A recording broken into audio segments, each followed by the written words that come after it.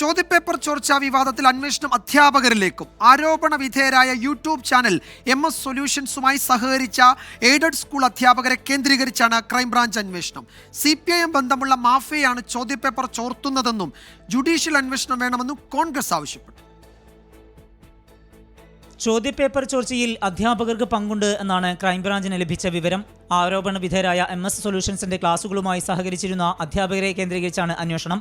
ഇവരുമായി സഹകരിച്ച സർക്കാർ എയ്ഡഡ് സ്കൂൾ അധ്യാപകരുടെ പട്ടിക തയ്യാറാക്കിയ ക്രൈംബ്രാഞ്ച് സംഘം ഉടൻ മൊഴി രേഖപ്പെടുത്തും. ചോദ്യപേപ്പർ ചോർച്ചയിൽ നേരത്തെ പരാതി നൽകിയ ചക്കാലക്കൽ ഹൈസ്കൂൾ അധികൃതരുടെ മൊഴി ക്രൈംബ്രാഞ്ച് ശേഖരിച്ചിട്ടുണ്ട്. MS സൊല്യൂഷൻസിനെ കൂടാതെ മറ്റു ചില ട്യൂഷൻ സ്ഥാപനങ്ങളുമായി ചില സർക്കാർ എയ്ഡഡ് അധ്യാപകർ സഹകരിക്കുന്നുണ്ട് എന്ന വിവരവും അന്വേഷണ സംഘത്തിന് ലഭിച്ചിട്ടുണ്ട്. MS സൊല്യൂഷൻസിന്റെ ക്ലാസുകളിൽ ലൈംഗിക ഉള്ളടക്കം ഉണ്ട് എന്ന പരാതിയിൽ പോലീസ് മെറ്റ കമ്പനിയിൽ നിന്ന് വിശദാംശങ്ങൾ തേടി. ചോദ്യപേപ്പർ ചോർച്ചയ്ക്ക് പിന്നിൽ CPIM ബന്ധമുള്ള വൻ സ്രാവുകളാണ് എന്നും ജുഡീഷ്യൽ അന്വേഷണം വേണമെന്നും കോൺഗ്രസ്. ഇതിനകത്തുള്ളത് CPM നേതാക്കളും CPM സഹയാത്രികരും CPM അനുകൂല ഉദ്യോഗസ്ഥരുമായി സഹകരിക്കും.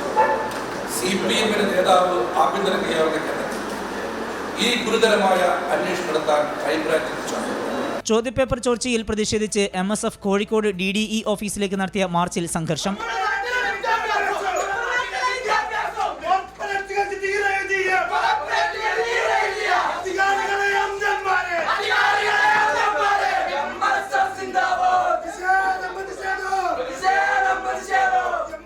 പ്രവർത്തകരെ പോലീസ് അറസ്റ്റ് ചെയ്ത് നീക്കുകയായിരുന്നു.